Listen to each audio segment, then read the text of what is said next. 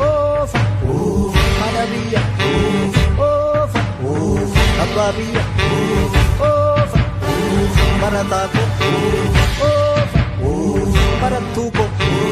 Oofa, Odebula.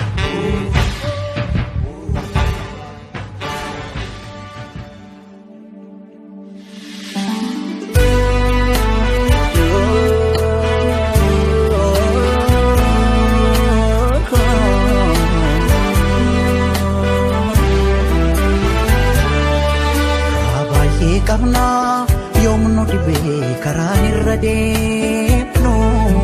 sila numa deemna maalif galman geenyu karan nu qabeemoo garaa dhala maaf gahuu dadhabne duuniit gumaa dhabne lammi koo amma hoogame otoo nu tammaatte saba koof mawoonu duuniit gumaa dhabne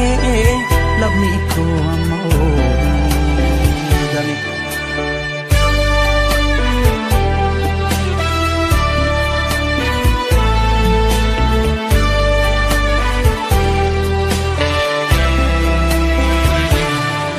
Akka waan lolchiisu tasumaan dandeenye akka diina lollee ofirraa qolachuu dadhabne garaa laafne buluu keenyaan diinaaf salphaa taane jaarraa tokkoof du'aa turre kunoo har'as duule malmallisa malmallisa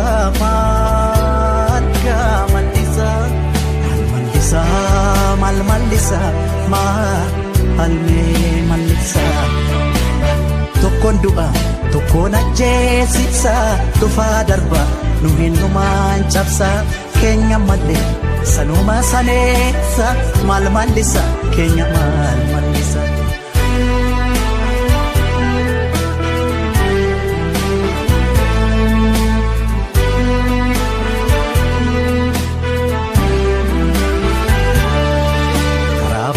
Kamna yomno dibe karan irra deemnu sila numa deemna maalif galman geenyu karan nu qabeemoo garaa dhala maaf gahuu dadhabne duuniit gumaa dhabne lammi koo amma hoogame otoo nu tammaatte lammi koo mawoonu Roni namate lammi koo amma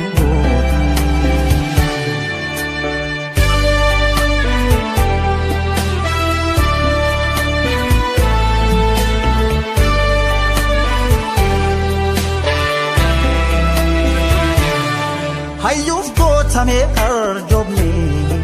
kunoo har'a geenye annooleef calaqqoorra tarraan Bishooftuutti raajii taane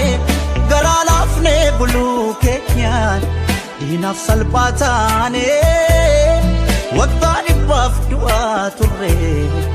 kunoo har'as duune malmallisa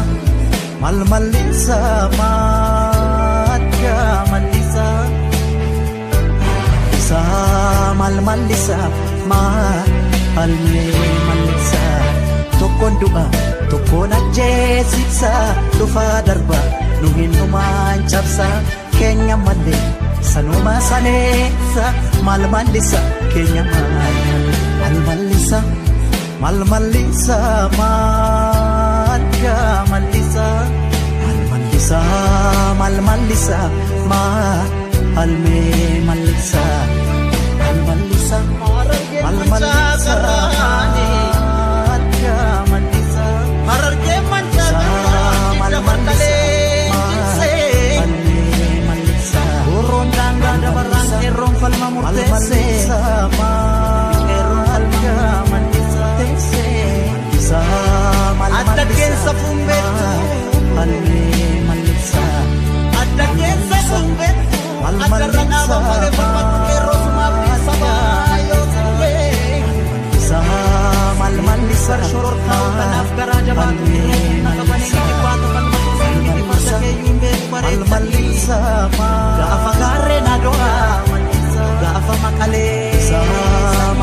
malisa ma malisa pada mal malisa ma si gacha na panmura busi uro di sa naman sumali punta manatese ala ega hinabjoti abjuntane fatu fardakin fanni 4 kilo situane ala ega hinabjoti abjuntane fatu fardakin fanni 4 kilo situane ala ega hinabjoti abjuntane fatu manchake loli 4 kilo situane ala ega hinabjoti abjuntane fatu fardakin fanni 4 kilo situane ala ega hinabjoti abjuntane fatu fardakin fanni 4 kilo situane ala ega hinabjoti abjuntane fatu fardakin fanni 4 kilo situane ala ega hinabjoti abjuntane fatu manchake loli 4 kilo situane ala ega hinabjoti abjuntane fatu fardakin fanni 4 kilo